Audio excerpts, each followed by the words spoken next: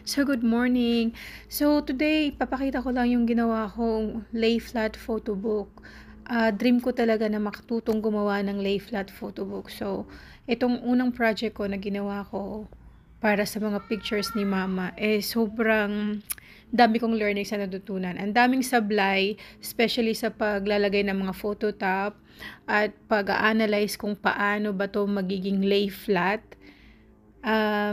Nakailang nakailang print din, nakailang tapon ng mga materials. Pero grabe, para sa akin sulit kahit na to the point na ayoko na sanang tapusin, especially the cover kasi hindi ko alam kung paano ko siya lalagyan ng cover na magli-lay flat pa rin siya pag inopen mo per page. Yun kasi ang pinakamahirap doon. So may technique lang na ginawa at inanalyze ko yun ng pagkatagal-tagal.